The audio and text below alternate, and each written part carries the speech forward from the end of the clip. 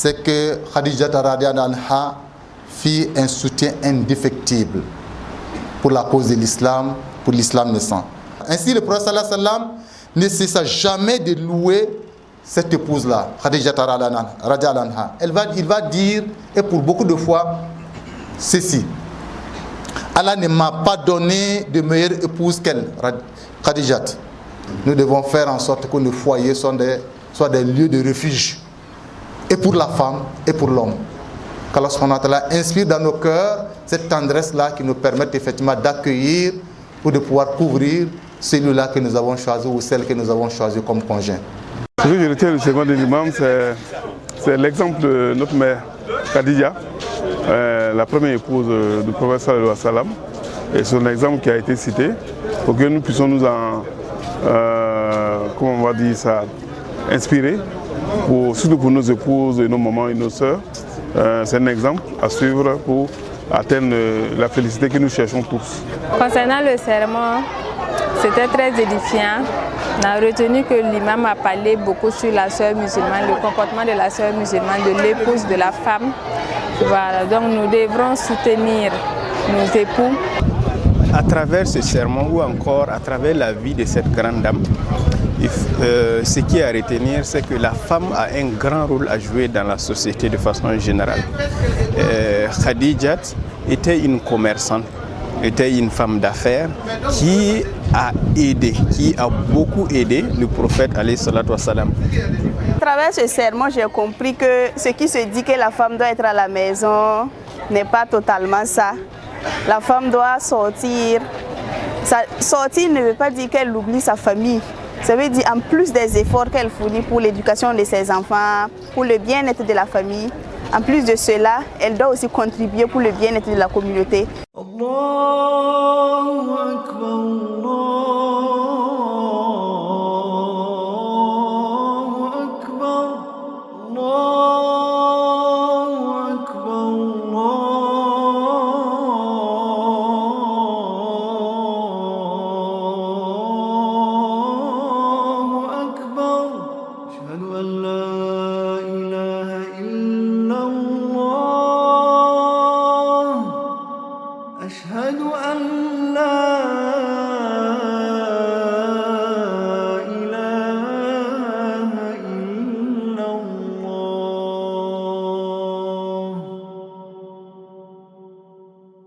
Alhamdulillahi Rabbil Alamin.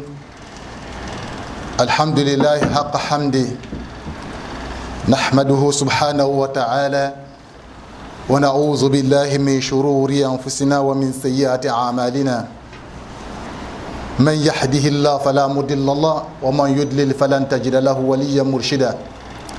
Ashhadu an la ilaha illallah wahdahu la sharika lahu وأشهد أن محمدا عبده ورسوله صلى الله عليه وعلى آله وأصحابه ومن تبعهم بإحسان إلى يوم الدين يا أيها الذين آمنوا أوصيكم ونفسي بتقوى الله فاتقوا الله حق تقاته ولا تموتن إلا وأنتم مسلمون يا أيها الناس اتقوا ربكم الذي خلقكم من نفس واحدة وخلق منها زوجها وبث منهما رجالا كثيرا ونساء واتقوا الله الذي تساءلون به والأرحام إن الله كان عليكم رقيبا. أما بعد, louange à Allah subhanahu wa ta'ala, le Seigneur des cieux et de la terre.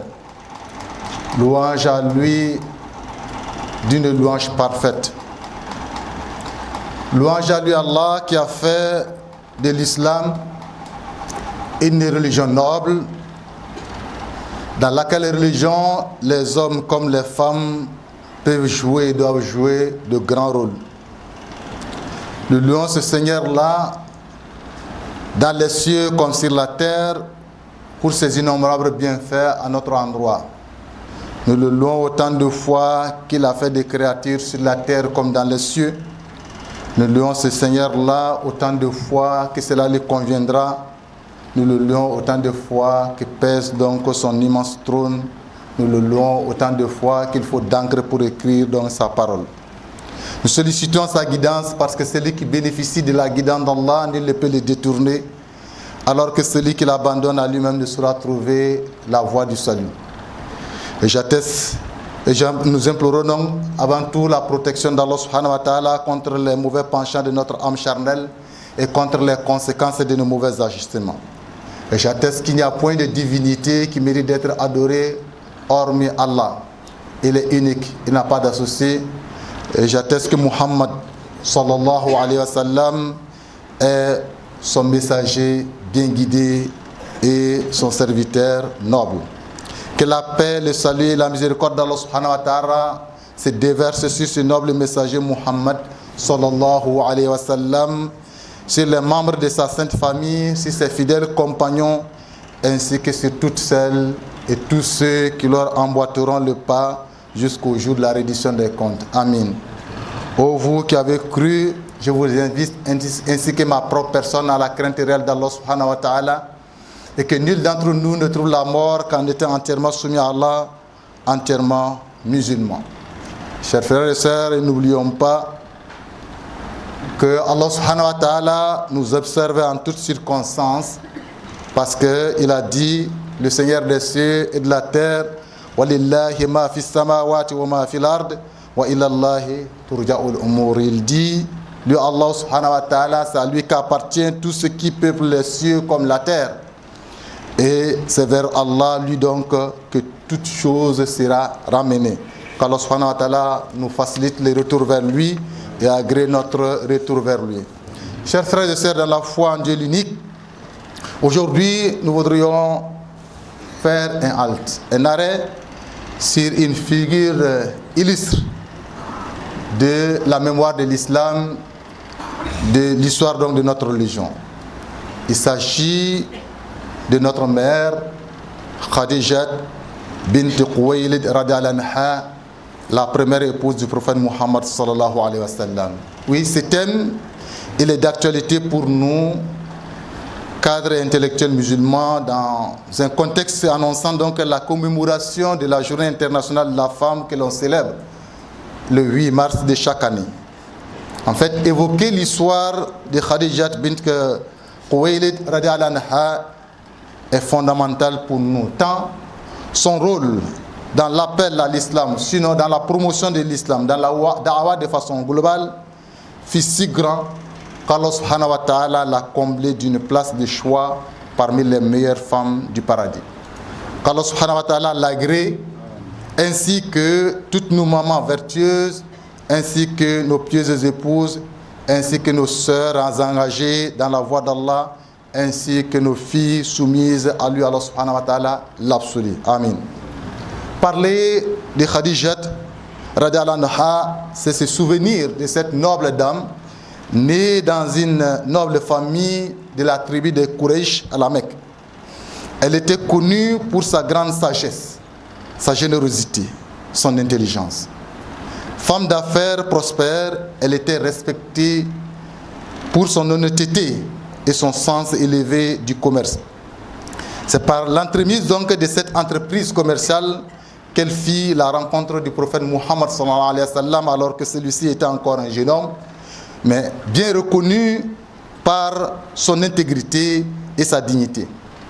Séduite par ses qualités morales, Khadija radhiyallahu anha lui proposa le mariage et devenant ainsi sa première épouse et la première personne à croire en son message lorsque le prophète Muhammad sallallahu alayhi wa sallam reçut donc la révélation en l'an 610.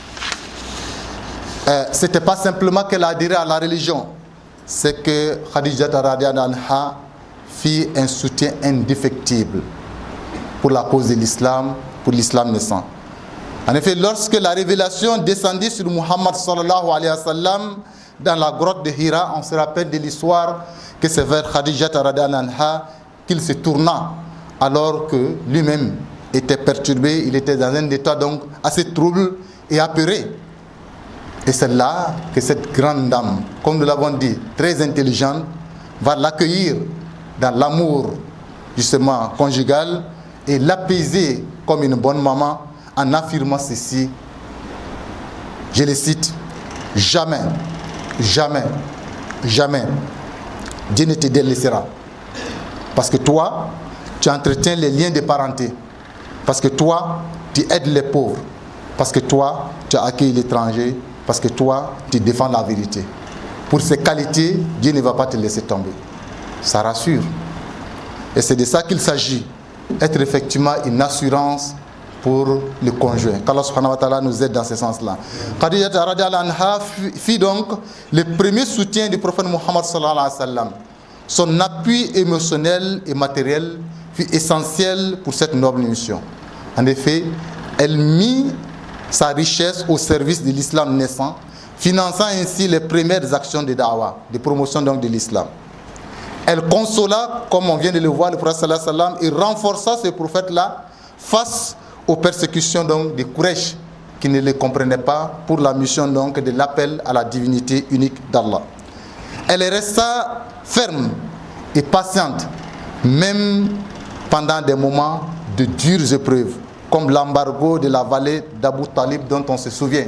Oui, on se souvient de cet embargo qui est intervenu entre l'an 616 et l'an 619, où les Quraysh ont fait un blocus contre les adhérents de Muhammad sallallahu alayhi wa sallam, c'est-à-dire les premiers musulmans, et ce n'était pas tout, même répandu à tout Banu Hashim, c'est-à-dire la tribu du prophète Muhammad sallallahu alayhi wa sallam, pour les affaiblir.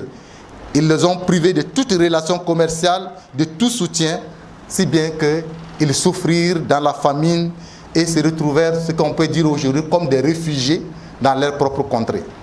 C'était difficile, ce fut des moments très difficiles, 3 années donc de difficultés, mais 3 années également pendant lesquelles également ils ont su renforcer leur foi en Allah subhanahu wa ta'ala, l'unique et le soutien ultime.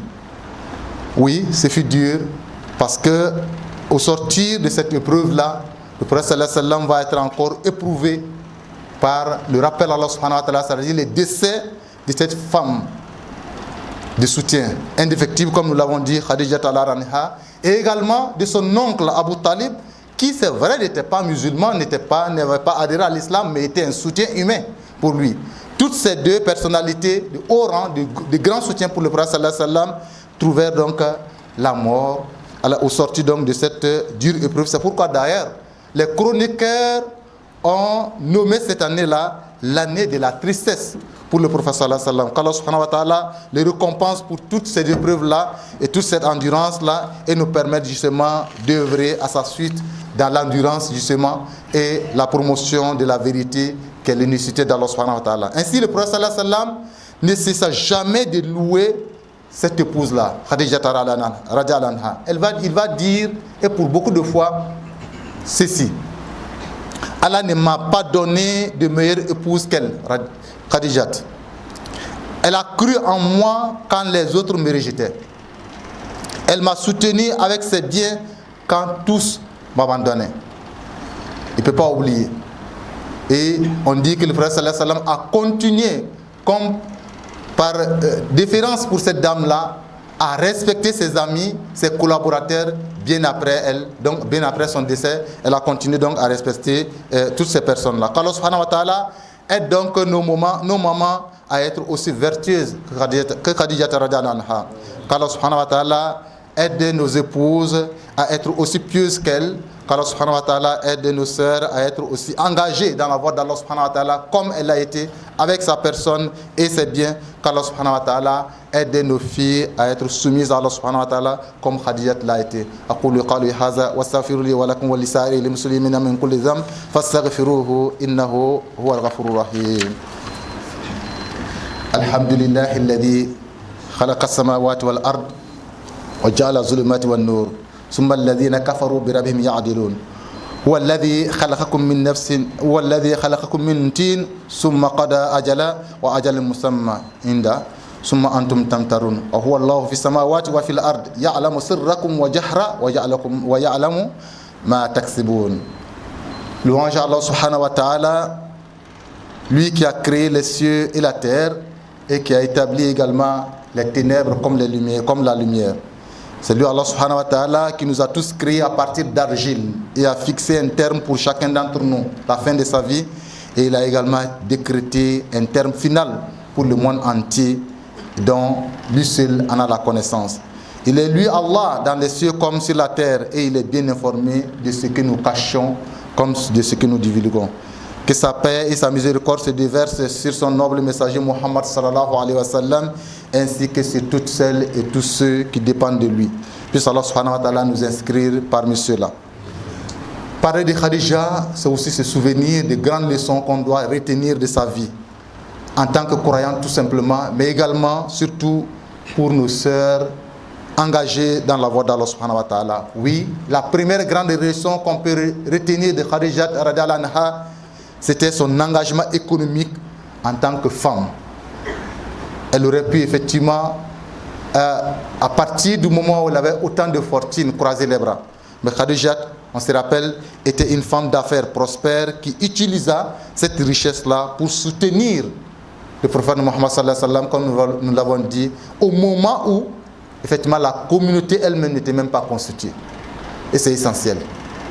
Et cela a permis au prophète sallallahu alayhi wa sallam naturellement de pouvoir démarrer ou de pouvoir asseoir le soubassement donc de la promotion de cette religion. C'est pourquoi aujourd'hui, il est bon que nos sœurs puissent s'inspirer de cet exemple et valoriser leur contribution économique, non seulement dans le bien-être de leur famille, c'est bon de le dire, mais aussi pour soutenir les projets islamiques et humanitaires, parce que c'est ce qu'a été également Khadija radhiyallahu anha. Elle a soutenu le prophète sallallahu alayhi wa sallam de l'intérieur, mais elle a soutenu également la cause globale de l'islam, si bien qu'aujourd'hui, on se souvient d'elle, si bien que le prophète sallallahu alayhi wa sallam n'a pas cessé de la mentionner, et c'est pourquoi toutes celles qui voudraient être ainsi mentionnées comme meilleure épouse ou comme meilleure femme à la surface de la terre voudront effectivement se souvenir de cet exemple de Khadija radhiyallahu anha. Qu'Allah subhanahu wa ta'ala nous aide dans ce sens-là.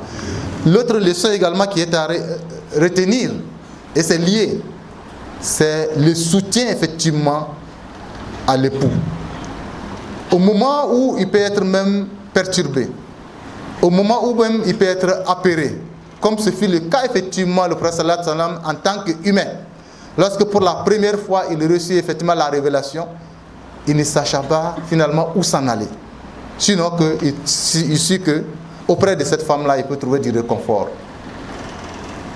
Ce n'est pas comme aujourd'hui, effectivement, où certains, même pour entrer à la maison, des fois ils doutent, préfèrent rester dans les grains pour rester longtemps, pour ne pas subir par moment la mauvaise compagnie. Qu'Allah subhanahu wa ta'ala nous préserve. C'est des leçons. Nous devons faire en sorte que nos foyers soient des lieux de refuge, et pour la femme et pour l'homme. Qu'Allah subhanahu wa ta'ala inspire dans nos cœurs cette tendresse-là qui nous permet effectivement d'accueillir ou de pouvoir couvrir celui-là que nous avons choisi ou celle que nous avons choisi comme conjoint. C'est une miséricorde que Dieu nous l'accorde, c'est une miséricorde, on doit l'offrir également à ceux qui sont autour de nous. Donc dans tous les cas, on doit retenir ceci, que Khadija radhiyallahu anha a été d'un soutien moral indéfectible, spirituel et matériel pour son mari, et il est bon effectivement qu'on s'en souvienne. Et du reste, c'est ce que le Coran va nous dire.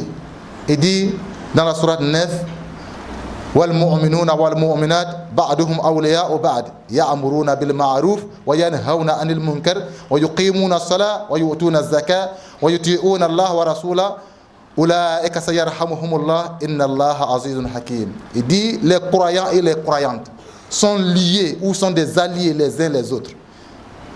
Et ceci parce qu'ils commandent le convenable, ils interdisent le blâmable, ils accomplissent la salat, ils s'acquittent donc de la zakat et ils obéissent à Allah subhanahu wa ta'ala et à son messager. Dieu dit, voilà ceux auxquels Allah fera miséricorde. Voilà ceux à qui Dieu fera miséricorde. Quand hommes et femmes, on s'engage ensemble effectivement à faire ce qui est bien et à interdire ce qui est mauvais et à accomplir ce qui est de notre devoir en tant que croyants, en tant que soumis à Allah subhanahu wa ta'ala, dans la prière, dans effectivement le soutien à Allah subhanahu wa ta'ala. Et Dieu termine là en disant, parce que lui, Allah, il est puissant et il est sage. qu'Allah subhanahu wa ta'ala nous aide à comprendre tout cela. La troisième grande leçon que l'on devrait aussi retenir de la vie de notre mère Khadija radhiyallahu anha, c'est aussi cet engagement, encore une fois de plus. Oui, financièrement, nous l'avons dit. Oui, émotionnellement, nous l'avons dit. Dans le foyer, nous l'avons dit. Mais on doit aussi retenir que c'était une actrice également de fond qui permet effectivement au prophète sallallahu alayhi wa sallam d'aller loin dans sa mission. Ce que nous voulons dire, aujourd'hui, certains pensent que pour être bonne musulmane, il faut être simplement enfermé dans la maison et ne rien faire. Ce n'est pas vrai. Ce n'est pas vrai. Sinon, Khadija radhiyallahu anha, depuis effectivement que l'islam était venu, le prophète sallallahu alayhi wa sallam allait l'enfermer. Mais il est bon à retenir que de l'engagement social de la femme pour sensibiliser les autres femmes à devenir musulmanes, pour éduquer ses enfants et les enfants des autres, pour éduquer, on va dire, globalement la société tout entière, parce qu'effectivement, la première éducation, on le sait tous, c'est auprès de nos mamans. Et quand elle l'assure depuis là-bas, jusqu'à dans l'espace public, naturellement, c'est toute la société qui en gagne. Et cet engagement, effectivement, nous l'attendons tous, et nous en avons tous besoin, pour avoir une société meilleure. Et donc, il est bon de se souvenir que la femme, son statut de femme ne diminue en rien ses mérites, ou bien ne diminue en rien, en fait, son engagement pour la cause d'Allah subhanahu wa ta'ala. C'est une question de volonté, c'est une question, effectivement, de savoir que on peut y réussir. Qu'Allah subhanahu wa ta'ala nous aide à comprendre cela, et de dire ceci pour conclure, chers frères et sœurs, dans la foi en Dieu l'unique, que Khadija radhiyallahu anha laisse pour vous et moi, hommes comme femmes, un héritage spirituel précieux.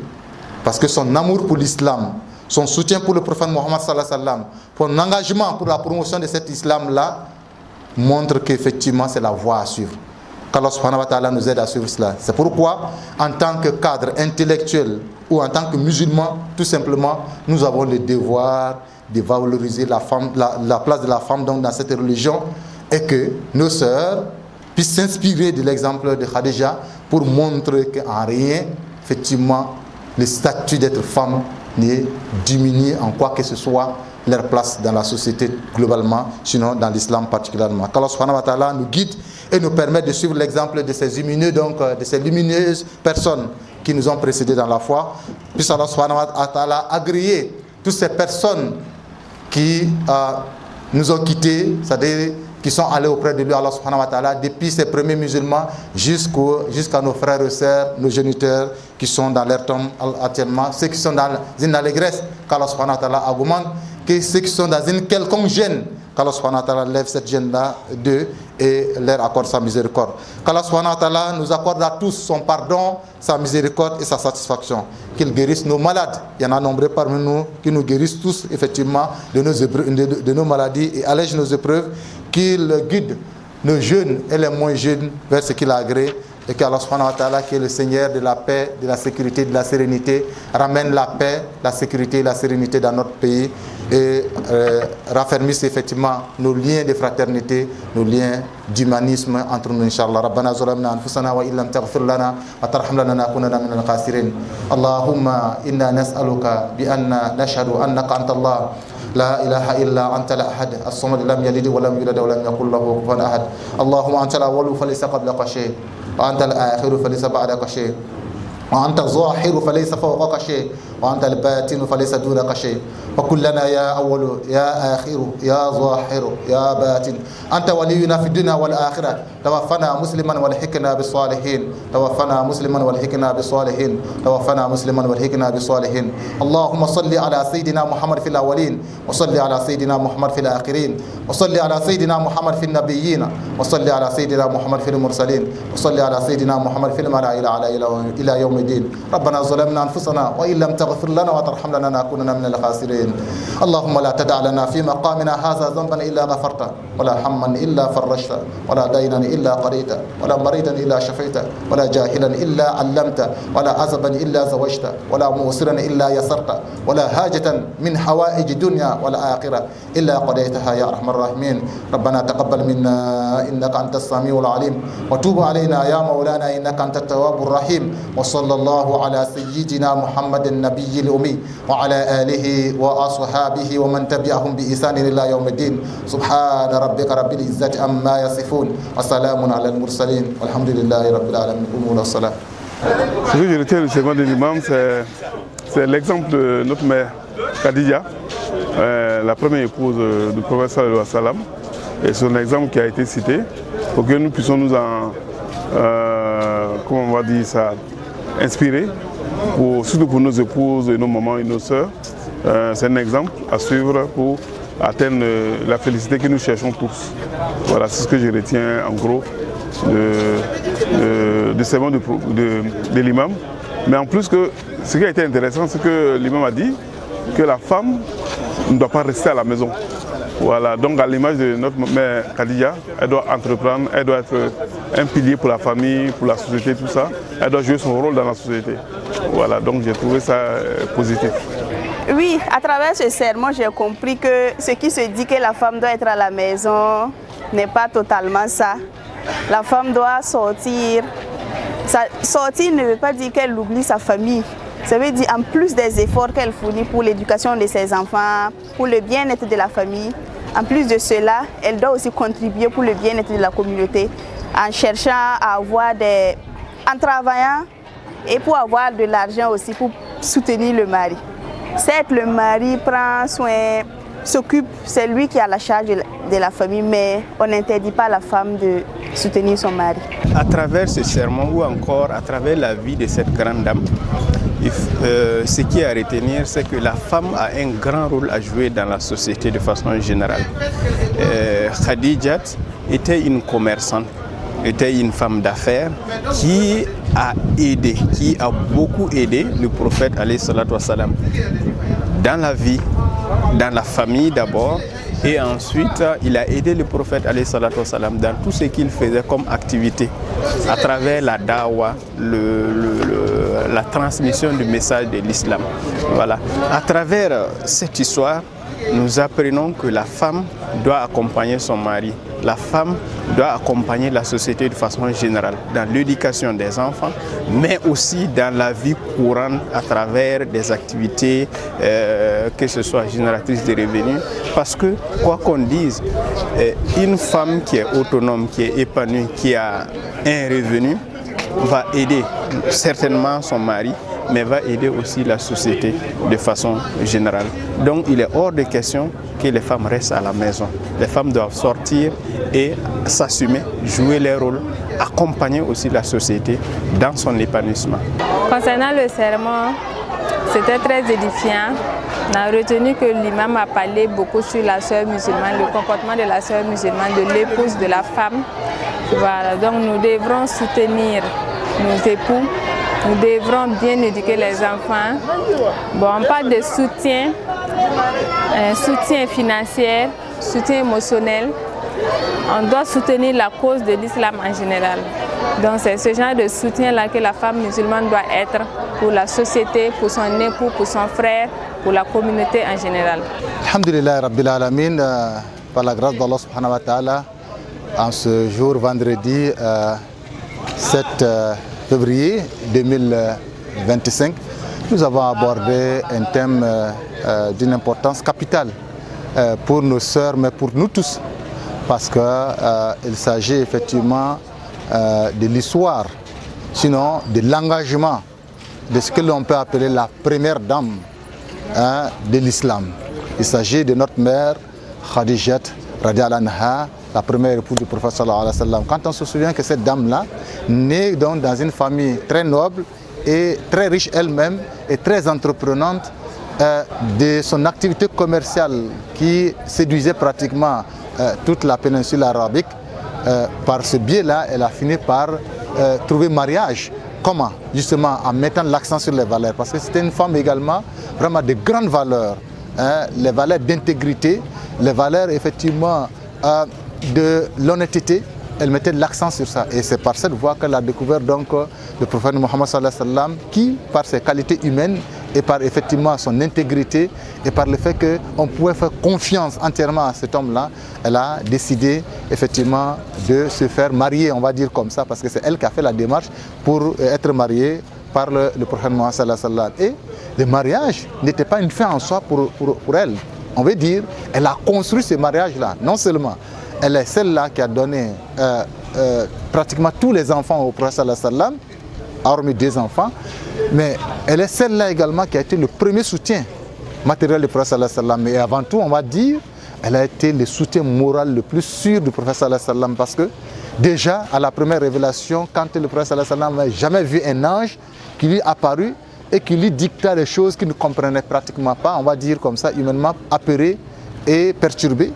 Alors c'est là-bas, auprès de cette dame-là, qu'elle va aller trouver refuge, qu'il n'a pas rejeté pour dire qu'est-ce que tu as été allé chercher dans cette grotte-là, qu'il a accueilli et qu'il a réellement apaisé en lui disant non, toi Mohammed, rien de mal ne va t'arriver parce que toi, en fait, tu es bien avec les gens qui sont pauvres, tu es celui-là effectivement qui héberge les étrangers, tu es celui-là effectivement qui soutient les autres. Pour ces valeurs-là, Allah subhanahu wa ta'ala ne va pas te laisser tomber. Et on va voir qu'elle va accompagner sérieusement le prophète sallallahu alayhi wa sallam, parce que même les périodes les plus dures, notamment l'embargo de 3 ans, 616 à 619, qui ont fait que c'était une grande famine donc pour les adeptes de Mohammed sallallahu alayhi wa sallam et la tribu de prophète sallallahu alayhi wa sallam. Khadija est restée collée au prophète sallallahu alayhi wa sallam. Elle a tellement enduré parce qu'ils ont réellement souffert, mais à la sortie finalement de cette épreuve, elle n'a pas pu supporter, elle a rallié l'âme, elle est décédée. Et ce qui est bien à dire de plus, c'est que le prophète sallallahu alayhi wa sallam ne l'a jamais oublié. Il va dire, voici cette dame-là, elle a été la meilleure de mes épouses. Elle m'a soutenu au moment où tout le monde m'avait abandonné. Elle a cru en moi où personne n'était avec moi, parce qu'elle a été la première musulmane qui s'est convertie en islam. Donc voici la dame dont nous avons parlé, et ça nous laisse des leçons de vie. Parce que l'engagement dans la voie d'Allah subhanahu wa ta'ala, justement, ne se conjugue pas simplement au masculin. Ça se conjugue également au féminin. Elle nous montre ça. Soutenir le prophète sallallahu alayhi wa sallam, c'est toute la ligne. Elle nous montre également, en fait, les valeurs, c'est ça qui va plus loin que l'intérêt, ou l'intérêt matériel. Pour faire son choix de mariage, elle a préféré effectivement un homme de valeur. Et cela, effectivement, fait que son nom va rester mentionné dans l'annale de l'histoire de l'humanité jusqu'à la fin des temps.